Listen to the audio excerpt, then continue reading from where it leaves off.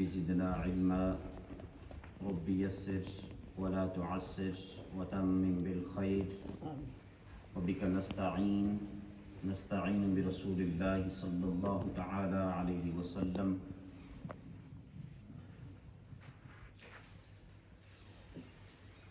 الصلاة والسلام عليك يا سيدي يا رسول الله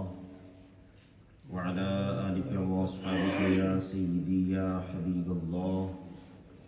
الصلاة والسلام عليك يا سيدي يا نور الله وعلى آلك وأصحابك يا سيدي يا رحمة للعالمين. وہ معزز تھے زمانے میں مسلمان ہو کر، وہ معزز تھے زمانے میں مسلمان ہو کر، اور ہم خوار ہوئے ہیں تارک قرآن ہو کر، ہم خوار ہوئے ہیں تارک قرآن ہو کر. اور اے قرآن تیرے چاہنے والے نہ رہے، اے قرآن تیرے چاہنے والے نہ رہے، جن کا تو چاند تھا وہ حالے نہ رہے، جن کا تو چاند تھا وہ حالے نہ رہے. اللہ جل جلالہ وعم نوالہ وعظم شانہ کے فضل اور اس کی توفیق رفیق سے ہمیں آج 7واں روزہ نصیب ہو رہا ہے. اللہ کریم رمضان کریم کی برکات ہم سب کی شامل حال فرمائے، اور رمضان کریم کی ان بابرکت گھڑیوں میں اللہ کریم قرآن کریم کی سمجھ اور اس پر عمل کرنے کی توفیق رفیق عطا فرمائے. آج انشاءاللہ تبارک و تعالی 7ویں پارے کا تفصیلی خلاصہ جو ہے آپ کے سامنے بیان کیا جائے گا. اللہ کریم مجھے بیان کر کے آپ کو سماعت کر کے اس پر عمل کرنے کی توفیق عطا فرمائے. 7ویں پارے کا آغاز اس بات سے ہو رہا ہے کہ جب نبی کریم صلی اللہ تعالی علیہ وسلم کے اصحاب نجاشی کے پاس پہنچے، انہوں نے قرآن کریم پڑھا اور ان کے علماء اور راہبوں نے قرآن کریم سنا، اور ان کو اس بات کا احساس ہوا کہ حق کیا ہے. جب حق کی پہچان ہونے لگی، قرآن سننے کی وجہ سے ان کے دل نرم ہو گئے اور ان کی آنکھوں سے آنسو بہنا شروع ہو گئے. اس کیفیت کو اللہ تبارک و تعالی نے اس پارے کی ابتدائی آیت کے اندر بیان فرمایا کہ جب وہ اس قرآن کو سنتے ہیں جو رسول کی طرف نازل کیا گیا، تو حق پہچاننے کی وجہ سے اے محبوب آپ ان کی آنکھوں سے آنسو بہتا ہوا دیکھتے ہیں. اور جب ان کو یہ احساس ہوا کہ حق کیا ہے، تو پھر وہ اللہ تبارک و تعالیٰ کا قرآن سننے کے بعد وہ کیا کہتے ہیں کہ اے اللہ، ہم ایمان لے آئے تو ہمیں حق کی گواہی دینے والوں کے ساتھ شامل فرما. اور اس کے بعد کی آیات کے اندر اللہ تبارک و تعالی ان کے لیے اجر آخرت اور دخول جنت کی نعمتوں کا ذکر فرماتا ہے. اسی طرح آگے چلتے ہوئے اللہ تبارک و تعالی آیت نمبر 89 کے اندر جو بندے قسم اٹھا لیتے ہیں، قسم کھاتے ہیں، اس کا مسئلہ بیان فرمایا کہ کوئی بھی شخص آنے والے وقت کے لیے، مستقبل کے لیے کسی کام کو کرنے کی یا نہ کرنے کی قسم کھا لے تو اب اس کے اوپر قائم رہنا ضروری ہے. اگر وہ بندہ اس کے اوپر قائم رہتا ہے تو فقہی اعتبار سے کہا جاتا ہے کہ وہ اپنی قسم کے اندر بری ہے. اگر وہ قسم توڑ دیتا ہے، یعنی جس بات کی قسم اس نے کھائی تھی کہ میں یہ کام کروں گا یا نہیں کروں گا، اس کا الٹ کر دیتا ہے، اس کا مطلب یہ ہے کہ اس نے قسم کو توڑ دیا اس کو حانث کہتے ہیں، یعنی قسم کو توڑنے والا۔ تو اس آیت کے اندر اللہ تبارک و تعالیٰ نے قسم توڑنے کا کفارہ بیان کیا۔ بڑے افسوس کی بات ہے کہ ہم چھوٹی چھوٹی سی باتوں کے اوپر قسم کھانا شروع کر دیتے ہیں، اپنے بات کو سچا ثابت کرنے کے لیے، اپنی بات کے اندر قوت پیدا کرنے کے لیے ہم قسمیں اٹھانا شروع کر دیتے ہیں، حالانکہ قسم اٹھانا کوئی چھوٹی بات نہیں ہے، بلکہ اگر کوئی قسم اٹھا کر اس قسم کو پورا نہیں کرتا تو اس کے اوپر کفارہ ضروری ہے، اگر وہ کفارہ ادا نہیں کرتا تو بہت بڑا گناہگار ہے۔ تو کفارے کو بیان کرتے ہوئے اللہ تبارک و تعالی نے فرمایا کہ 10 مسکینوں کا درمیانی درجے کا کھانا جو ہے، 2 وقت کا کھانا کھلانا، یہ قسم کا کفارہ ہے۔ 10 مسکینوں کو 2 ٹائم کا درمیانی کھانا کھلانا یہ قسم کا کفارہ ہے۔ اگر بندے کے پاس یہ طاقت نہ ہو تو پھر ان مسکینوں کو لباس پہنانا، یعنی جیسا لباس وہ خود پہنتا ہے نارمل اوقات کے اندر، نہ اگر اعلیٰ قسم کا نہیں، ادنا قسم کا نہیں، کم از کم جو میڈیم درجے کا لباس ہے وہ ان کو دے دے، 10 مسکینوں کو کپڑا وغیرہ لے کر دے دے۔ یا فرمایا کہ غلام آزاد کرنا، اگر ان تینوں چیزوں کو میسر نہ ہو، 10 مسکینوں کو کھانا کھلانے کی بھی انسان کو جو ہے میسر نہ ہو، اس کے پاس اتنی طاقت نہ ہو، یا مساکین کو لباس دینے کی بھی طاقت نہ ہو، غلام آزاد کرنے کی بھی طاقت نہ ہو، تو پھر اللہ تبارک و تعالی نے فرمایا پھر 3 دن کے لگاتار روزے رکھنے ہیں۔ 3 دن روزہ رکھے گا تو اس کی قسم کا کفارہ ادا ہو جائے گا۔ اللہ تبارک و تعالی نے فرمایا کہ اپنی قسموں کی حفاظت کرو تاکہ کفارے کی نوبت ہی نہ آئے۔ جیسے کہ پہلے بھی عرض کیا کہ ہماری زبان اتنی تیز چلتی ہے کہ بات کے اوپر ہم قسم اٹھانا شروع کر دیتے ہیں، ایسا نہیں کرنا چاہیے۔ خام خواہ اپنے ذمے جو ہے گناہوں کا بوجھ اور گناہوں کا انبار لگا رہے ہیں، اس سے احتیاط کرنی چاہیے۔ حدیث پاک کے اندر فرمایا گیا کہ اگر کسی شخص نے کسی ایسی بات کے اوپر قسم کھائی جس پر قائم رہنا شریعت کی روح سے منع ہے تو اسے توڑ دینا ضروری ہے اور اس کا کفارہ ادا کرنا ضروری ہے۔ یعنی قسم بندہ کو کھا لے کہ میں نعوذ باللہ کو فلاں کام اچھا نہیں کروں گا، بندہ کہتا ہے میں نے قسم کھا لی ہے کہ میں نے اس کے ساتھ بندے کے ساتھ بات نہیں کرنی، یہ جائز نہیں ہے۔ نعوذ باللہ بندہ یہ کہہ لے کہ میں نے قسم کھائی ہے کہ میں نے اس مسجد میں نہیں جانا۔ یہاں پر آپ نے دیکھا ہوگا بندے ملتے ہیں، یار اسی تو قسم کھا لے ہوں نہیں جانا ساتھ میں، اساں یہ کام نہیں کرنا، حالانکہ جتنے بھی وہ قسم جن کاموں کو اٹھا رہے ہیں وہ سارے نیکی کے کام ہیں، اور نیکی کے کام کے اوپر قسم اٹھانا اور اس سے اپنے آپ کو روکنا یہ درست اور جائز نہیں ہے۔ تو پھر اللہ تبارک و تعالیٰ کے رسول صلی اللہ علیہ وسلم فرمایا اگر کوئی بندہ کسی ایسی بات کے اوپر قسم اٹھائے جو شریعت کی روح سے اس کے اوپر قائم رہنا جائز اور درست نہ ہو تو پھر اس قسم کو توڑ دے اور اس قسم کا کفارہ ادا کرے۔ اسی طرح آیت نمبر 90 اور 91 کے اندر اللہ تبارک و تعالیٰ ارشاد فرماتا ہے اے مومنو، شراب، جوا، بتوں کے پاس قربانی کے لیے نصب شدہ پتھر اور فال کے تیر محض ناپاک شیطانی کاموں میں سے ہیں۔ یعنی واضح طور پر اللہ تبارک و تعالیٰ نے شراب کو اور جوئے کو واضح طور پر حرام جو ہے شیطانی کام فرما دیا، اور اسی طرح یہ چونکہ اس وقت کی بات ہے کہ قربانی کے جو بتوں کے پاس قربانی کے لیے نصب شدہ پتھر ہوتا تھا اس کو استعمال کرتے تھے، اس لیے اللہ تبارک و تعالیٰ نے اس کا بھی ذکر فرمایا، اور فال کے ذریعے جو ہے تیل کے ذریعے جو فال نکالتے تھے اسے بھی اللہ تبارک و تعالیٰ نے منع فرمایا۔ پھر اللہ نے فرمایا فجتنبو، ان چیزوں سے بچ کے رہو تاکہ تم فلاح پا جاؤ۔ اللہ نے یہ بھی بتا دیا کہ شیطان تو یہ چاہتا ہے کہ شراب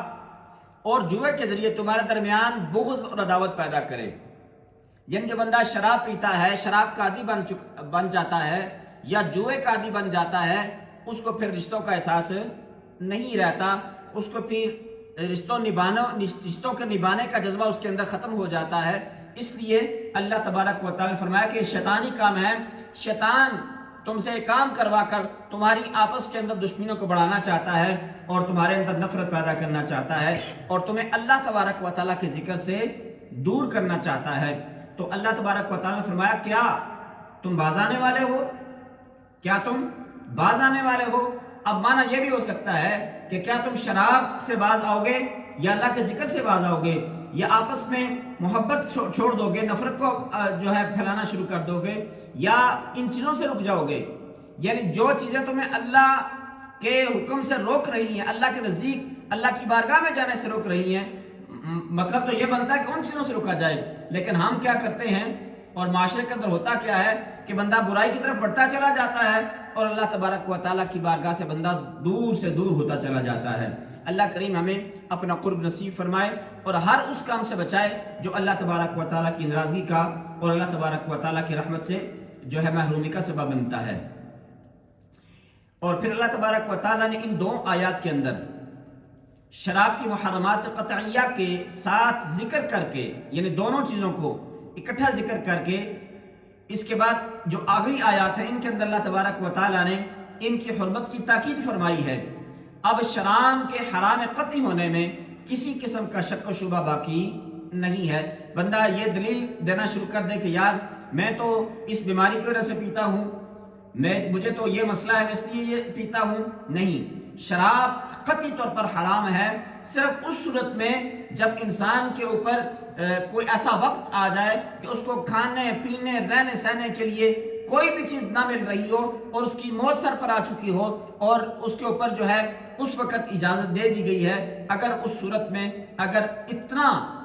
حرام چیز کا استعمال کرنا جتنا اس کی جان بچانے کے لیے کافی ہو تو اس کو جائز قرار دیا گیا ہے، لیکن مجبوری کی حالت میں جب انسان کو زندگی اور موت کی بالکل جو ہے اس کیفیت کے اندر مبتلا ہو تو اس صورت میں۔ آیت نمبر 100 کے اندر رسول اللہ صلی اللہ تعالی علیہ وسلم سے غیر ضروری سوالات کرنے سے منع فرمایا گیا، کیونکہ بہت زیادہ لوگ سوال کرتے تھے آپ علیہ السلام سے، تو اللہ تبارک و تعالیٰ نے فرمایا کہ غیر ضروری سوال میرے محبوب کی بارگاہ میں نہ کیا کرو۔ کیوں کہ بعض دفعہ ایسا بھی ہوتا ہے کہ تم سوال کرو گے، اس سوال کا جب جواب تمہیں ملے گا تو تمہیں وہ اچھا نہیں لگے گا، لہذا ہر سوال بھی نہیں کرنا چاہیے اور ہر سوال کا جواب بھی ضروری نہیں ہوتا۔ بعض دفعہ سوال تو بندہ کر دیتا ہے لیکن اگر اس کو اس کا جواب دیا جائے تو بندہ آگے سے ناراض ہو جاتا ہے، ایسا ہوا ہے اور ہم نے کئی مرتبہ اپنی آنکھوں سے یہ بات دیکھی ہے، مشاہدہ کیا اس بات کا، لہذا غیر ضروری سوالات کر کے خام خواہ ایک فتنے کی جو ہے صورتحال پیدا کرنا یہ درست نہیں ہے۔ رسول اللہ صلی اللہ تعالی علیہ وسلم سے غیر ضروری سوالات کرنے سے منع فرمایا گیا اور فرمایا اگر بہت سی باتیں تم پر ظاہر ہو جائیں تو تمہیں ناگوار گزرے گی۔ زمانہ جاہلیت کے اندر مشرکوں نے بعض حلال جانوروں کو بتوں کے نام پر وقف کر کے ان کا دودھ دہنا، ان پر سامان لادنا اور ان کا گوشت کھانا ممنوع قرار دے رکھا تھا، حالانکہ جانور حلال تھے، انہیں ان کو کچھ نام دے دیے، ان کی نسبت کر دی بتوں کے ساتھ، جیسا کہ قرآن کریم کے اندر ان کے نام بیان کیے گئے بحیرہ، صائبہ، وسیلہ اور حام۔ ان کی تعریفات کے اندر تو مختلف اقوال ہیں، مختصر یہ ہے کہ اللہ تبارک و تعالیٰ فرماتا ہے کہ ایک حلال جانور ہے تو اس کو تم خام خواہ اپنے ذاتی رائے کے ساتھ جو ہے اس کو حرام قرار دے رہے ہو، ایسا کرنا درست نہیں ہے، بلکہ کسی چیز کو حلال کرنا یا حرام کرنا اللہ تبارک و تعالیٰ اور اس کے رسول صلی اللہ تعالی علیہ وسلم کا اختیار ہے۔ بندے کو کوئی اختیار حاصل نہیں ہے کہ وہ کسی بھی حلال چیز کو حرام کر دے یا کسی بھی حرام چیز کو اپنے لیے حلال کر لے، یہ ایسا کرنا درست نہیں ہے، نہ ہی اس بندے کو اختیار ہے۔ آیت نمبر 104 کے اندر اس بات کو بیان کیا گیا کہ جب اہل کتاب اور دین سے انحراف کرنے والوں کو دعوت دی جاتی ہے تو اللہ تبارک و تعالیٰ کے نازل کردہ دین اور رسول کی طرف اتباع کے لیے چلے آؤ، یعنی جب ان کو دعوت دی جاتی ہے کہ آؤ اللہ تبارک و تعالیٰ کے نازل کردہ دین کی طرف اور رسول کی اتباع کی طرف چلے آؤ، تو وہ یہ کہتے ہیں کہ ہم نے اپنے آباء و اجداد کو اسی روش پر پایا ہے اور ہم اپنے آباء و اجداد کا شعار نہیں چھوڑ سکتے، خواہ ان کے آباء و اجداد جاہل اور ہدایت سے بھٹکے ہوئے ہوں۔ یعنی یہ بھی دکھنے میں آتا ہے کہ جب ہم کسی کو وہ مسئلہ بتاتے ہیں تو وہ کہتے ہیں نہیں ہم تو زمانے سے کرتے چلے آ رہے ہیں، بھائی تیری نماز درست نہیں ہے، یا تو مجھے تو 40 سالوں کی نماز پڑھتے ہوئے، مجھے تو 80 سالوں کی نماز پڑھتے ہوئے، میری تو نماز کیسے غلط ہو سکتی ہے؟ اور میں قرآن غلط، ہاں جی قرآن تم غلط پڑھ رہے ہو، صحیح نہیں پڑھ رہے، مجھے تو 80 سالوں کے قرآن پڑھتے ہوئے میرا قرآن کیسے غلط ہو سکتا ہے؟ کیوں نہیں غلط ہو سکتا؟ تو بات یہ ہے کہ ہٹ درمی درست نہیں ہے اسلام کے اندر، اس کی اجازت نہیں ہے۔ اگر تمہیں کوئی اصلاح کرتا ہے، تمہیں کچھ اچھائی کی دعوت دیتا ہے، تمہیں کوئی جو ہے ہدایت کی طرف بلاتا ہے، تو اس کو اس بات کو سمجھنا چاہیے اور اس کو مان لینا چاہیے کہ نہیں یار یہ بات ایسے ہی ہے۔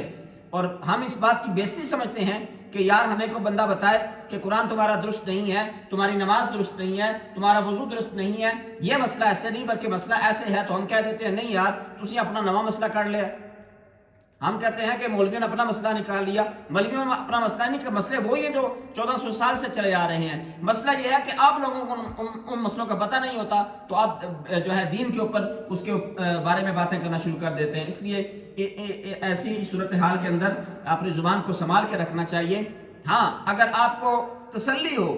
کہ واقعی میرا یہ مسئلہ درست ہے اور اگلا بندہ خام خواہ جو ہے سنی سنائی بات کے ساتھ آپ کو مسئلہ بتا رہا ہے، تو اس کو پھر ویریفائی کرنے کی ضرورت ہے کہ واقعی ان دونوں میں سے درست کون ہے، پھر کسی مستند عالم سے پوچھ لینا چاہیے۔ آج کل جو ہے لوگ اپنی طرف سے مسئلے بتانا شروع کر دیتے ہیں اور علماء سے پوچھتے بھی نہیں ہیں، یہ اسی وجہ سے دین کے اندر خرابی ہوتی ہے اور مسائل کے اندر بگاڑ پیدا ہوتا ہے۔ پھر اللہ تبارک و تعالی نے فرمایا کہ ہر دور کے منکرین کا شعار رہا ہے، جیسے کہ پہلے عرض کیا کہ آج بھی لوگ ایسے موجود ہیں کہ ان کو اچھائی کی بات بتائی جائے تو اس کا انکار کر دیتے ہیں۔ آیت نمبر 106 کے اندر وصیت کے لیے 2 عادل گواہ مقرر کرنے کا حکم فرمایا، اس لیے کہ بعد میں تنازع پیدا نہ ہو کہ نہیں وصیت ایسے نہیں تھی، ایسے تھی، ایسے نہیں تھی، ایسے تھی، تو گواہ موجود ہوں گے تو پھر جو ہے وہ اس کے اندر کوئی مسئلہ پیدا نہیں ہوگا۔ اور یہ بھی حکم فرمایا کہ حق کی گواہی چھپانا نہیں چاہیے، جیسا کہ کل بھی عرض کیا تھا کہ اللہ تبارک و تعالیٰ فرماتا ہے ہر حال میں انصاف کرو، سچائی کا ساتھ دو، اگرچہ وہ تمہارے خلاف ہی ہو، سچائی کا ساتھ دو، عدل اور انصاف کا ساتھ دو اگرچہ وہ تمہارے خلاف ہو۔ لہذا ہر حال میں انسان کو چاہیے کہ جو ہے حق کو نہ چھپائے، حق کی گواہی کو نہ چھپائے۔ ابتداء اسلام کے اندر وصیت کو فرض قرار دیا گیا تھا، لیکن جب وراثت کے احکام نازل ہو گئے اس کے بعد ہر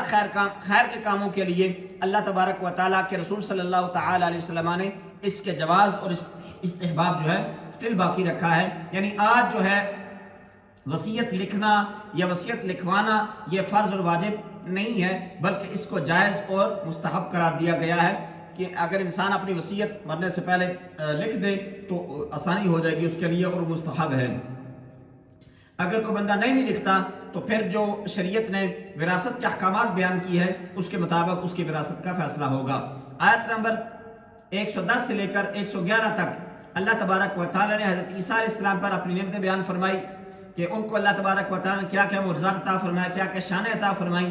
اللہ تبارک و تعالیٰ فرمایا کہ میں نے حضرت عیسیٰ علیہ السلام کی جو ہے روح القدس سے مدد کی ہے۔ پھر حضرت عیسیٰ علیہ السلام نے پنگوڑے کے اندر کلام فرمایا، پھر کتاب و حکمت اور تورات اور انجیل کی تعلیم عطا فرمائی گئی۔ عیسیٰ علیہ السلام کی معجزات کا ذکر پھر فرمایا گیا کہ اللہ تبارک و تعالیٰ کی عطا سے مٹی سے پرندہ بنا کر اس کے اندر پھونک مارتے تو اس کے اندر جان آ جاتی، مادر ذات اندھا آ جاتا تو اس کو شفا عطا فرما دیتے اللہ تبارک و تعالیٰ کے حکم سے، اور برس کا مریض آتا ہے تو اس کو شفا عطا فرماتے، یا مردہ زندہ کرنا، بنی اسرائیل کو ان کے تکلیف سے بچانا، یہ سارے کے سارے معجزات اللہ تبارک و تعالیٰ کی عطا سے حضرت عیسیٰ علیہ السلام کو اللہ تبارک و تعالیٰ نے عطا فرمائے۔ آیت نمبر 112 کے اندر اس بات کو بیان کیا جا رہا ہے کہ عیسیٰ علیہ السلام کے حواریوں نے اپنی قوم کی فرمائش پر اللہ تبارک و تعالیٰ سے دعا کی، اے ہمارے پروردگار ہمارے اوپر آسمان سے دسترخوان نعمت نازل فرما جو ہمارے اگلوں اور پچھلوں کے لیے عید بنے اور تیری قدرت کی نشانی ہو، اور بے شک ہمیں جو ہے رزق عطا فرما کیونکہ بے شک تو بہترین رزق عطا فرمانے والا ہے۔ اللہ تبارک و تعالیٰ نے فرمایا کہ فرمائشی معجزہ ظاہر ہونے کے بعد جو کفر کرے گا اس کو مثالی عذاب دیا جائے گا۔ یعنی اگر کوئی بندہ مطالبہ کرتا ہے اللہ تبارک و تعالیٰ کی بارگاہ میں جو ہے انبیاء علیہ السلام کے ذریعے، اس کا مطالبہ جب پورا ہو جاتا ہے پھر بھی وہ اس اللہ تبارک و تعالیٰ کے حکم کو بجا نہیں لاتا، ایمان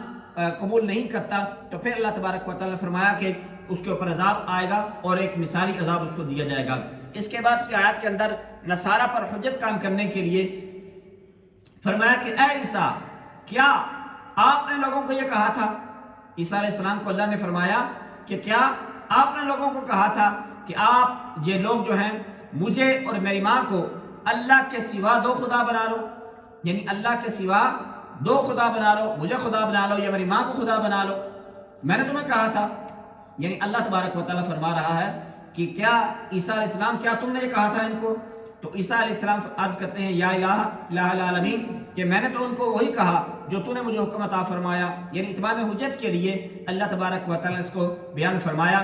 آیت عیسیٰ علیہ السلام عرض کرتے ہیں اے اللہ میں نے تو وہی کہا جس کا تو نے مجھے حکم عطا فرمایا تھا کہ اللہ کی عبادت کرو جو میرا بھی رب ہے اور تمہارا بھی رب ہے۔ یعنی حضرت عیسیٰ علیہ السلام اللہ کی بارگاہ میں عرض کرتے ہیں یا اللہ میں نے تو ان کو تیرا پیغام دے دیا، انہوں نے نہیں تسلیم کیا، یہ تیرے سپرد ہیں، ان تعذبهم فإنهم عبادک، اگر تو ان کو عذاب دینا چاہے تو تیرے بندے ہیں، اگر تو ان کو معاف فرما تو تیری مہربانی ہے، یہ سارے کا سارا معاملہ تیرے سپرد میں کر رہا ہوں۔ اس کے بعد سورہ انعام کا آغاز ہے۔ سورہ انعام کے آغاز کے اندر اللہ تبارک و تعالیٰ نے اپنی شان قدرت کو بیان فرمایا کہ آسمان، زمین، تاریکی جو ہے روشنی اللہ تبارک و تعالیٰ نے پیدا فرمائی۔ اس کے بعد اللہ تبارک و تعالیٰ نے انسان کی تخلیق کو پیدا فرمایا کہ انسان کو مٹی سے پیدا فرمایا۔ پھر اللہ تبارک و تعالیٰ نے اپنی قدرت کو بیان فرماتے ہوئے ارشاد فرمایا کہ ایک مدت حیات انسان کے لیے میں نے مقرر کی، اور قیامت کے دن پھر مقرر فرمایا کہ انسان اب دنیا میں آتا ہے، زندگی گزارتا ہے، پھر زندگی گزارنے کے بعد اس کو جو ہے موت آتی ہے، پھر موت آنے کے بعد قیامت آئے گی، اور یہ سارے کا سارا سلسلہ جو ہے اللہ تبارک و تعالیٰ بیان فرما رہا ہے۔ لیکن اللہ فرماتا ہے کافر پھر بھی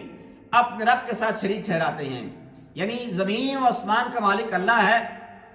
ہر خوشی اور تری کا مالک اللہ ہے، جو ہے ظلمت اور نور کا مالک اللہ تبارک و تعالیٰ ہے، اس نے اس کو پیدا کیا، انسان کو پیدا کرنے والا اللہ ہے، لیکن کافر پھر بھی اللہ تبارک و تعالیٰ کو اپنا خالق نہیں مانتے، اس کو شریک ٹھہراتے ہیں، اس کے ساتھ کسی اور کو شریک ٹھہراتے ہیں، اور اس کی قدرت کے بارے میں شک میں مبتلا رہتے ہیں، حالانکہ وہ ظاہر اور باطن اور انسان کے ہر عمل کو جانتا ہے۔ انسان جو کرتا ہے وہ تو جانتا ہی ہے، انسان جو سوچتا ہے اس کی سوچ کی جہاں انتہا ہوتی ہے اس سے بھی آگے اللہ تبارک و تعالیٰ انسان کے لیے جانتا ہے کہ انسان کے دل میں کیا کیا جو ہے، اس کی سوچ کے اندر کیا چھپا ہوا ہے، وہ بھی اللہ تبارک و تعالیٰ جانتا ہے۔ پھر اللہ نے فرمایا کہ منکرین کا ایک یہ شعار ہے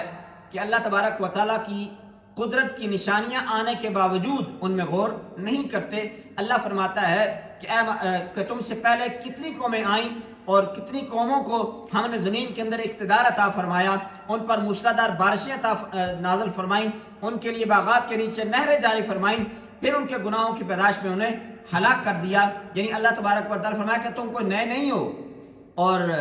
میں تو ازل سے رب ہوں اور اب تک رب رہوں گا، تو تم سے پہلے کتنی قومیں آئی ہیں، میں نے ان کو نعمتیں بھی عطا فرمائی، اگر انہوں نے نعمتوں کو تسلیم نہیں کیا اور پھر بھی میری ذات کو مانا نہیں ہے تو میں نے ان کو ہلاک بھی کیا ہے، اور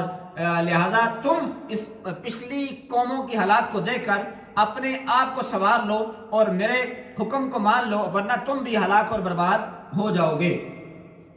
آیت نمبر 7 کے اندر اللہ تبارک و تعالیٰ فرماتا ہے کافروں کا حال تو یہ ہے کہ اگر لکھی ہوئی کتاب ان کے پاس اتار دی جائے جسے وہ اپنے ہاتھ سے چھو کر دیکھ بھی لیں پھر بھی ایمان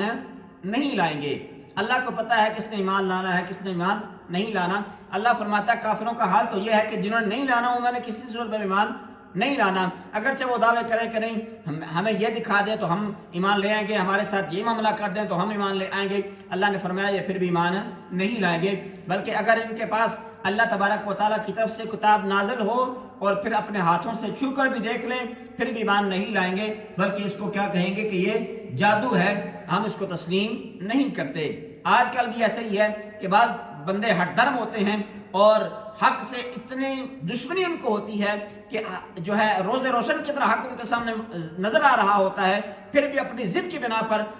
وہ یہ راضی نہیں ہوتے اس بات کے اوپر کہ ہم نے حق کو ماننا ہے۔ حق کو ماننے سے انکار کرنے کے لیے طرح طرح کے بہانے طرح طرح کی دلیلیں جو ہے وہ پیدا کرنے کی کوشش کرتے ہیں۔ اسی طرح اللہ تبارک و تعالیٰ فرمایا اگر ان کے پاس فرشتہ اتر کر آ جائے تو ملکوتی شکل میں ہو، मलाकुती शक्ल में तो वो देख ना पाएंगे, अगर बशरी लिबास में आ जाए तो फिर कहेंगे ये तो हम जैसा बशर है। यानी अजीब सी एक फ़लसफ़ा है कि कहते हैं कि फरिश्ता नाज़िल हमारे पास, अगर फरिश्ता आएगा अपनी असली सूरत में मलाकुती शक्ल में, तो इंसान के अंदर ये ताकत नहीं है, आम इंसानों के अंदर, कि फरिश्तों को देख सके। अगर फरिश्ता अपनी मलाकुती शक्ल को चेंज करके इंसानी शक्ल के अंदर आएगा तो फिर ये कहेंगे ये तो इंसान है, ये तो फरिश्ता है ही नहीं है। यानी खामखा ज़िद है और खामखा उस बात के ऊपर अड़े हुए हैं। अल्लाह तबारक व तआला ने फरमाया कि ये कहेंगे ये तो हम जैसा बशर है। रसूलुल्लाह सल्लल्लाहु तआला अलैहि वसल्लम को तसल्ली देते हुए अल्लाह तबारक व तआला फरमाता है कि हर दौर के कुफ़ार अपने नबियों का मजाक उड़ाते रहे हैं। आप ज़मीन में मुशाहिदा कर लें, गुज़श्ता उम्मतों के तबाहशुदा आसार उनके अंजाम का पता देते हैं। यानी आप अलैहिस्सलाम को तसल्ली देने के लिए अल्लाह फरमाता है, महबूब अलैहिस्सलाम अगर इस दौर के काफिर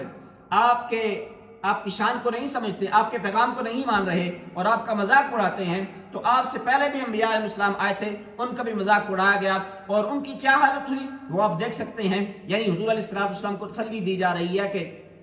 आप जो है परेशान ना हो। आयत नंबर 14 के अंदर रसूलुल्लाह सल्लल्लाहु तआला अलैहि वसल्लम को हुक्म इरशाद हुआ कि आप काफिरों और मुशरिकों को बताएं कि ज़मीन और आसमान के खालिक और सबके रोज़ी रसान को छोड़कर किसी और को अपना कार साज मान लूं। आप कह दीजिए कि मैं सबसे पहले ईमान लाने वाला हूं अल्लाह तबारक व तआला जिसको ज़रर पहुंचाएगा और उसको कोई निजात देने वाला ही नहीं है, वो हर खैर का मालिक है। और मुझे इस बात का हुक्म दिया गया कि मैं अल्लाह तबारक व तआला हर एक को अल्लाह तबारक व तआला के अज़ाब से डराऊं और उसकी तौहीद की दावत दूं और शिर्क से बरात का ऐलान करूं। यानी ये अल्लाह तबारक व तआला रसूलुल्लाह सल्लल्लाहु तआला अलैहि वसल्लम को फरमाया कि आप ये ऐलान फरमा दीजिए कि मैं जो है हर लम्हे और अल्लाह तबारक व तआला के हुक्म की पैरवी करते हुए दीन इस्लाम की और अल्लाह तबारक व तआला के पैगाम की तबलीग करता रहूँगा और तुम्हारे रोकने की वजह से मैं रुकूँगा नहीं, और हर किस्म की शिरक से और जो है इससे मैं इस शिरक से जो है बरात का ऐलान फरमाता हूँ। आयत नंबर 22 में फरमाया गया क़यामत के दिन अल्लाह फरमाता है क़यामत के दिन हम सब मुशरिकों को जमा फरमाएंगे और पूछेंगे कि तुम्हारे माबूद बातिल अब कहाँ हैं। अल्लाह पूछेगा कि तुम्हारे जो बातिल माबूद हैं वो अब कहाँ हैं। अब तो वो कहेंगे हम तो ऐसे नहीं थे, वो इनकार कर देंगे अपने माजी का कि हम किसी को अपना जो है माबूद मानते ही नहीं थे, हम तो किसी की इबादत करते ही नहीं थे। यानी वो अपना इनकार कर देंगे, जुटला देंगे अपने माजी को। अल्लाह ने फरमाया कि अल्लाह को तो पता है हर चीज़ का। फिर आयत नंबर 25 के अंदर अल्लाह तबारक व तआला इरशाद फरमाता है मुनकरीन आपकी बात को तवज्जो से सुनते हैं, मुनकरीन आपकी बात को तवज्जो से सुनते हैं, लेकिन उनकी बदआमालियों के सबब उनके दिलों के ऊपर पर्दे पड़े हुए हैं और उनके कानों में बंदिश है। इसका मतलब यह है कि वो सुनते तो हैं लेकिन ये सुनना उनके लिए कोई नफा बख्श नहीं होता और वो हर तरह से हक को रद्द करते रहते हैं। आखिरत में अल्लाह तबारक व तआला फरमाता है आखिरत के अंदर वो तमन्ना करेंगे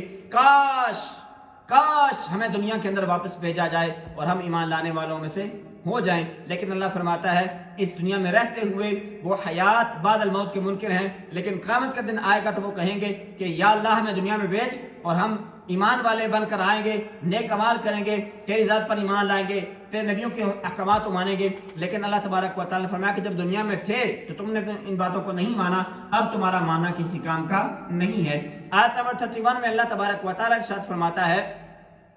कि उन्होंने अल्लाह के हुजूर पेश होने की हकीकत को जुटला दिया और अपनी बदआमालियों का बोझ अपनी पुश्तों पर उठाए हुए हैं, और जब अचानक क़यामत आ जाएगी तो अपनी कुताही पर अफसोस करेंगे। रसूलुल्लाह सल्लल्लाहु तआला अलैहि वसल्लम को तसल्ली देते हुए अल्लाह तबारक व तआला इरशाद फरमाता है ऐ महबूब आप गमगीन ना हो, ये आपको नहीं जुटला रहे बल्कि दर हकीकत अल्लाह तबारक व तआला की आयात का इनकार कर रहे हैं और आपसे पहले भी रसूल जितने भी तशरीफ लाए उनको भी जुटलाते रहे और उन रसूलों ने सब्र किया। अल्लाह तबारक व तआला फरमाता है कि अगर मैं चाहता तो सबको जबरन हिदायत के ऊपर जमा फरमा देता, लेकिन मैंने बंदे को इख्तियार देकर आजमाना है कि जो है कौन अच्छे अमाल करेगा और कौन बुरे अमाल करेगा, सज़ा और जज़ा का निज़ाम भी कायम करना है। इसकी हिकमत का तकाजा था कि मैंने इंसान को इख्तियार दे दिया है कि वो चाहे जौन सा रास्ता इख्तियार करना चाहे, ये सारे का सारा उसका अपना इख्तियार है। آیت نمبر 38 کے اندر اللہ تبارک و تعالیٰ نے ارشاد فرمایا کہ زمین پر چلنے والے حیوان اور فضاؤں میں اڑنے والے پرندے تمہاری طرح مخلوق ہیں، یعنی وہ بھی اللہ تبارک و تعالیٰ کی مخلوق ہے، تم بھی اللہ تبارک و تعالیٰ کی مخلوق ہو۔ جب قیامت کا دن آئے گا اور اللہ تبارک و تعالیٰ کا عذاب نگاہوں کے سامنے ہوگا تو پھر یہ مشرک بھی ایک ہی رب کو پکاریں گے۔ جو آج رب کو نہیں مانتے، جب قیامت آئے گی تو پھر اسی رب کو پکاریں گے جو وحدہ لا شریک ہے، جو حقیقی رب ہے اور رب العالمین ذات ہے، اسی کو پھر یہ پکاریں گے۔ آیت نمبر 46 کے اندر فرمایا اگر اللہ تبارک و تعالیٰ تمہاری سننے،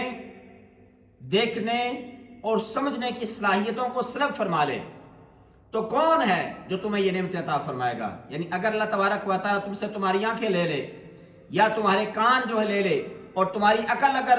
اللہ تبارک و تعالیٰ سلب فرما لے تو پھر کون ہے جو تمہیں یہ نعمت عطا فرمائے گا؟ لہذا ان چیزوں کے اوپر غور کرو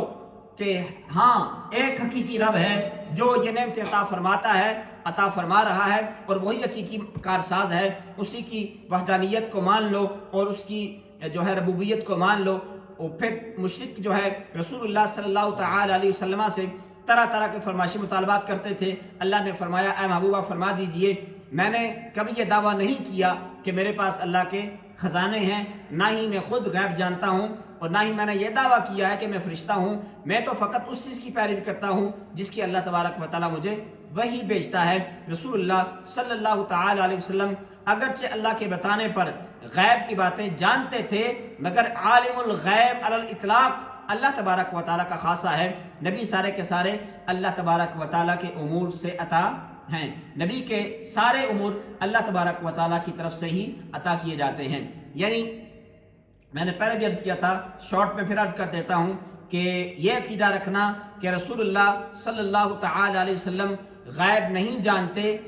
بالکل نہیں جانتے، یہ عقیدہ درست نہیں ہے۔ آپ علیہ الصلوۃ والسلام اللہ تبارک و تعالیٰ کی عطا سے علم غیب رکھتے ہیں۔ جو علم اللہ تبارک و تعالیٰ نے آپ کو عطا فرمایا اس کا تو انکار نہیں کیا جا سکتا، یعنی بالکل کہہ دینا کہ آپ نہیں جانتے تو یہ درست نہیں ہے۔ اللہ تبارک و تعالیٰ ذاتی طور پر عالم الغیب ہے، اور رسول اللہ علیہ الصلوۃ والسلام اللہ تبارک و تعالیٰ کی عطا سے عالم الغیب ہیں۔ مشرکوں کے سرداروں نے رسول اللہ صلی اللہ تعالی علیہ وسلم سے کہا کہ اگر آپ ہمارے لیے ایک ایسا مخصوص وقت قائم کریں، مخصوص وقت کریں جس کے اندر فقراء صحابہ یعنی حضرت صہیب، عمار، مقداد، بلال، عبداللہ بن مسعود رضی اللہ تعالی عنہم اجمعین آپ کے پاس موجود نہ ہوں تو شاید ہم آپ کی بات کے اوپر غور کر لیں۔ رسول اللہ صلی اللہ تعالی علیہ وسلم دعوت حق کے لیے نہایت خواہش مند رہتے تھے، اس لیے آپ کے دل میں خیال پیدا ہوا کہ آپ ان کی اس خواہش کو بھی پورا فرما لیں۔ اللہ تبارک و تعالی نے فرمایا جو اہل ایمان صبح و شام اپنے رب کی بندگی کرتے ہیں، رب کی عبادت کرتے ہیں، اس کی رضا کے طلبگار رہتے ہیں، آپ انہیں اپنے آپ سے دور نہ فرمائیں، کیونکہ کافروں نے ایمان تو لانا نہیں ہے۔ آپ علیہ الصلوۃ والسلام کی نیت تو یہ تھی، دل کے اندر تو احساس یہ تھا کہ میں جو ہے چلو ان کے لیے کوئی ٹائم نکال لیتا ہوں، خاص ان کے لیے جو ہے مخصوص قسم کی نشست رکھتا ہوں کہ وہ آئیں، آ کر دین اسلام کے بارے میں سوالات کریں کہ شاید ان کو اللہ تبارک و تعالیٰ دین اسلام کی دولت عطا فرما دے۔ رسول اللہ صلی اللہ علیہ وسلم کو اللہ تبارک و تعالیٰ فرمایا محبوب آپ ٹھیک سوچ رہے ہیں لیکن یہ ایمان تو لانے والے نہیں ہیں، لیکن جو ایمان لا چکے ہیں اور آپ کے ساتھ محبت کرتے ہیں، اللہ کا ذکر کرتے ہیں، اللہ کی عبادت کرتے ہیں، آپ ان لوگوں کی وجہ سے ان لوگوں کو دور نہ فرمائیے۔ یعنی ایمان والے کی شان چاہے وہ غریب ہو، چاہے وہ جس قسم کے بھی درجے کا ہو، دنیا کا کوئی بھی شخص اس کے جو ہے مقابل نہیں ہو سکتا اگر وہ ایماندار نہیں ہے۔ ایمان سب سے بڑی دولت ہے، دنیاوی دولت ایمان کی دولت کے مقابلے میں کچھ بھی نہیں ہے۔ اللہ تبارک و تعالیٰ نے آیت نمبر 59 کے اندر فرمایا اور غیب کی کنجیاں اسی کے پاس ہیں اور اس کے سوا از خود کوئی نہیں جانتا، وہ ہر چیز کو جانتا ہے جو خشکی اور سمندر میں ہے، اور وہ درخت سے گرنے والے ہر پتے کو جانتا ہے، زمین کی تاریکیوں میں ہر دانے کو جانتا ہے، اور تر اور خشک ہر چیز لوح محفوظ کے اندر لکھی ہوئی ہے۔ یعنی کائنات کی کوئی چیز اللہ تبارک و تعالیٰ کے علم سے، اللہ کی نگاہوں سے پوشیدہ نہیں ہے، ہر چیز کو وہ جاننے والا ہے۔ اور اللہ تبارک و تعالیٰ فرمایا غیب کی کنجیاں بھی اسی کے پاس ہیں، اور میں آپ علیہ السلام نے فرمایا کہ میں اس کے سوا از خود کوئی نہیں جانتا. یعنی ذاتی طور پر صرف اللہ تبارک و تعالی ہر چیز کا مالک ہے، ذاتی طور پر اللہ تبارک و تعالی غیب کا علم رکھنے والا ہے، ذاتی طور پر اللہ تبارک و تعالی ہر چیز کا خالق ہے، اور ہر چیز کا مالک بھی اللہ تبارک و تعالی ہے. ورنہ مجازی طور پر تو ہم کسی بھی چیز کو کسی بھی شخص کو اس چیز کا مالک بنا دیتے ہیں. یہ کہتے ہیں کہ ہم اس گھر کے مالک ہیں، ہم اس گاڑی کے مالک ہیں، اور ہم جو ہے فلاں چیز کے مالک ہیں، اور فلاں فیکٹری فلاں بندہ فلاں فیکٹری کا مالک ہے، فلاں چیز کا مالک فلاں بندہ ہے. تو حقیقت تو یہی ہے کہ حقیقت میں اللہ تبارک و تعالی ہر چیز کا مالک ہے. مجازی طور پر اگر انسان اس کا مالک بنتا ہے تو وہ ٹمپریری ہوتا ہے، اور وہ دائمی جو ہے ملکیت نہیں ہوتی ہے. پھر اللہ تبارک و تعالی نے فرمایا کہ اللہ تبارک و تعالی اپنے بندوں کے اوپر غالب ہے، اور ان پر نگرانی کرنے والے فرشتے بھیجتا ہے. جب کسی کی موت کا وقت آ جاتا ہے تو فرشتے کسی کوتاہی کے بغیر اس کی روح کو قبض کر لیتے ہیں. یعنی جب وقت آ جاتا ہے تو پھر اس کے اندر دیر یا سویر نہیں ہوتی. اللہ تبارک و تعالیٰ کے فرشتے کسی بھی کوتاہی کیے کے بغیر اس کی روح کو قبض کر لیتے ہیں. آیت نمبر 63 کے اندر فرمایا کہ یہ بر اور بحر کی ظلمتوں میں کون ہے جو تمہیں نجات عطا فرماتا ہے، جس کو تم عاجزی سے چپ کے پکارتے ہو، اور وہ کہ اگر وہ ہمیں اس مصیبت سے بچا لے تو ہم اس کے شکر گزار بن جائیں گے. آپ علیہ السلام کو اللہ تبارک و تعالی نے فرمایا اے محبوب فرما دیجئے اللہ ہی ہے تم کو اس مصیبت سے اور ہر تکلیف سے نجات دلانے والا، اور پھر بھی تم اس کے ساتھ شرک کرتے ہو. یعنی جب تمہیں تکلیف پہنچتی ہے تو تم پکارتے ہو کسی کو کہ ہمارے رب ہماری جو ہے اس تکلیف کو دور کر دے، ہماری اس پریشانی کو دور کر دے، حالانکہ نہ چاہتے ہوئے بھی رب کو پکار رہے ہوتے ہیں، نہ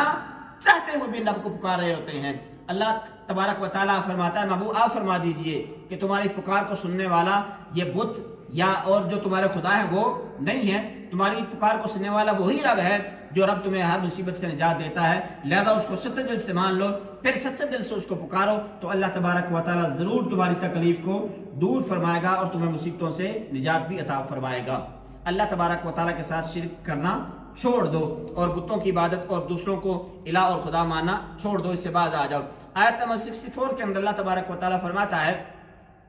کہ اللہ اس پر قادر ہے کہ تمہارے اوپر سے اور تمہارے پاؤں کے نیچے سے عذاب بھیجے. اللہ اکبر. اللہ تبارک و تعالیٰ اوپر سے بھی عذاب بھیجنے پر قادر ہے اور نیچے سے بھی عذاب بھیجنے پر قادر ہے. اور پھر اللہ نے فرمایا کہ اللہ اس بات پر بھی قادر ہے کہ تمہیں ایک دوسرے سے بھڑا دے، یعنی تم ایک دوسرے کے ساتھ لڑنا شروع کر دو، جھگڑے شروع کر دو، پھر تم ایک دوسرے سے لڑائی کا مزہ چکھا دے. لیکن اللہ تبارک و تعالیٰ ایسا نہیں کرنا چاہتا. مفسرین کرام فرماتے ہیں کہ اوپر کے عذاب کی صورت کیا ہے کہ اوپر سے بھی عذاب آئے گا، نیچے سے بھی عذاب آئے گا، تو یہ کیا ہوگا؟ اللہ تبارک و تعالیٰ مفسرین فرماتے ہیں کہ اوپر کے عذاب کی ایک صورت یہ ہے کہ تباہ کن آندیاں، طوفانی بارشیں آئیں گی تو یہ اوپر سے عذاب آ جائے گا، اور نیچے کا عذاب یہ ہے کہ سیلاب آ جائے، زلزلے آ جائیں یا قحط سالی آ جائے. اور اسی طرح اوپر کے عذاب کی ایک صورت یہ بھی بن سکتی ہے کہ ظالم حکمران تمہارے اوپر مسلط ہو جائیں اور تمہارے جو ماتحت ہیں وہ نافرمان ہو جائیں، اور امت کے مختلف گروہوں کا ایک دوسروں سے برسر پیکار ہونا بھی ایک صورت عذاب ہے. یعنی آپ یہی کہہ لیں کہ مسلم امہ جو ہے وہ ایک دوسرے کے دشمن بن جائیں گے، مختلف کنٹریز جو ہیں، مختلف حکومتیں جو ہیں وہ ایک دوسرے کے دشمن بن جائیں گی. تو یہ بھی ایک قسم کا عذاب ہے. اللہ تبارک و تعالیٰ نے فرمایا کہ ان صورتوں کے مظاہر ہم وقتاً فوقتاً دیکھتے. اللہ تبارک و تعالیٰ نے فرمایا کہ یہ جو ہے اللہ تبارک و تعالیٰ اس بات پر قادر ہے کہ وہ تمہیں آپس میں لڑا دے اور تمہیں جو ہے اوپر سے بھی عذاب نازل فرمائے، نیچے سے بھی عذاب نازل فرمائے. پھر اللہ تبارک و تعالیٰ نے آیت نمبر 71 کے اندر اس بات کو بیان فرمایا کہ مشرکوں کے رد میں فرمایا کہ محبوب علیہ السلام فرما دیجئے کہ کیا ہم اللہ تبارک و تعالی معبود برحق کو چھوڑ کر ان باطل معبودوں کو پکاریں جو نہ نفع پہنچا سکتے ہیں نہ نقصان دے سکتے ہیں؟ تو کیا ہم اللہ تبارک و تعالی کی طرف سے ہدایت پانے کے بعد الٹے پاؤں کفر کی طرف پلٹ جائیں. عقل سلیم اس کو تسلیم نہیں کرتی کہ مشرک جو ہیں وہ طرح طرح کے دعوے کرتے ہیں اور مطالبات کرتے ہیں. تو اللہ تبارک و تعالیٰ فرمایا ان کے رد میں کہ اے محبوبہ فرما دیجئے کہ اللہ معبود برحق ہے، ہم اس کو چھوڑ کر باطل معبودوں کی پیروی نہیں کریں گے، ہم باطل معبودوں کو نہیں مانیں گے جو نہ ہی نقصان دے سکتے ہیں نہ ہی نفع دے سکتے ہیں، اور اللہ تبارک و تعالیٰ کی طرف سے ہم دوبارہ کفر کی طرف نہیں لوٹیں گے. یعنی یہ پیغام تھا ساری امت مسلمہ کے لیے. اگر تم اللہ کو مان لیتے ہو سچے دل سے تو پھر کسی بھی صورت میں اللہ تبارک و تعالیٰ کی ذات پر ایمان نہیں چھوڑنا، بلکہ اپنے ایمان کو دن بدن مضبوط کرنا ہے، اور دنیا کی کوئی طاقت تمہارے ایمان کو جو ہے متزلزل نہیں کر سکتی. ایسا تمہارا ایمان ہونا چاہیے. پھر اللہ تبارک و تعالیٰ نے فرمایا کہ اللہ وہ ہے جس نے آسمانوں اور زمینوں کو برحق پیدا فرمایا، اور وہ جس دن کسی فنا شدہ چیز کو فرمائے گا کہ ہو جا تو وہ ہو جائے گی. یعنی اللہ تبارک و تعالیٰ کی شان قدرت یہ ہے کہ جب بھی اللہ تبارک و تعالیٰ کسی چیز کو بنانا چاہتا ہے، کس چیز کو جو ہے فنا چیز کو دوبارہ بنانا چاہتا ہے، یا کچھ چیز موجود ہے ہی نہیں ہے اس کو بنانا چاہتا ہے، تو اللہ تبارک و تعالیٰ فرماتا ہے میں کسی کا محتاج نہیں ہوں، میں کن فرماؤں گا تو وہ چیز خود بخود ہو جائے گی. علماء فرماتے ہیں کہ اللہ تبارک و تعالیٰ تو کن کبھی محتاج نہیں ہے. یہ صرف سمجھانے کے لیے تھا کہ جو ہے اللہ تبارک و تعالیٰ کے ارادے سے ہی سب کچھ ہو جاتا ہے. اللہ تبارک و تعالیٰ کسی قسم کا محتاج نہیں ہے. پھر اللہ تبارک و تعالیٰ نے حضرت ابراہیم علیہ السلام کا ذکر فرمایا. اللہ نے فرمایا ابراہیم علیہ السلام کو یقین کامل عطا فرمانے کے لیے ہم نے انہیں آسمانوں اور زمینوں کی بادشاہی دکھائی، یعنی کائنات کے تکوینی نظام کے اسرار اور حکمتیں بتائیں. حضرت ابراہیم علیہ السلام نے مظاہر پرست قوم کی حکمت کے ساتھ اصلاح کرنے اور مظاہر کائنات کے فانی ہونے اور اللہ تبارک و تعالیٰ کی توحید کو دلائل سے ثابت کرنے کے لیے مظاہر کائنات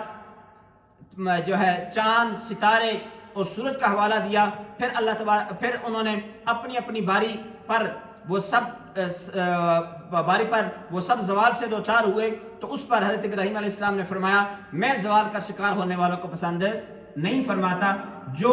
اپنے آپ کو ایک حالت میں نہ رکھ سکے وہ دوسروں کے کام کیسے آ سکتا ہے. یعنی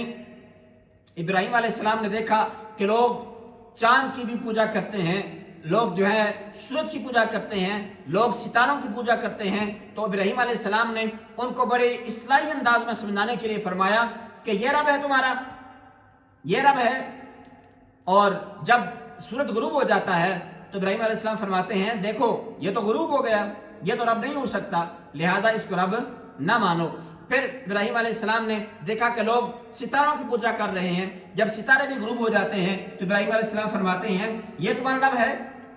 یہ تو غروب ہو چکا ہے، یہ رب نہیں ہو سکتا. اور پھر اسی طرح چاند، سورج، ستارے، یہ سارا سلسلہ جاری رہا. تو ابراہیم علیہ السلام نے سب کو باری باری بڑے پیارے انداز میں بیان فرمایا اور دعوت حق دی کہ یہ چیزیں کبھی خدا نہیں ہو سکتی، یہ چیزیں کبھی معبود برحق نہیں ہو سکتی. جو خود کو ایک حالت میں رکھ نہ سکے وہ خدا نہیں ہو سکتا. خدا وہ ہوتا ہے جس کو ہر چیز کا اختیار ہو اور وہ جو چاہے کر سکتا ہو. یہ چاند، سورج، ستارے یہ تو کسی اور کے نظام کے تابع ہیں، اور وہ جو کوئی اور نظام چلا رہا ہے وہ معبود برحق ہے. اسی کو اللہ تبارک و تعالیٰ کہتے ہیں، اسی کو رب العالمین کہتے ہیں، اسی کے اوپر ایمان لانا ضروری ہے. اللہ کریم کی بارگاہ میں دعا ہے کہ اللہ کریم ہم سب کا حامی ناصر ہو. اللہ کریم قرآن کی تعلیمات کو سمجھنے کی اور اس پر عمل کرنے کی توفیق رفیق عطا فرمائے. وما علیہ الا البلاغ المبین.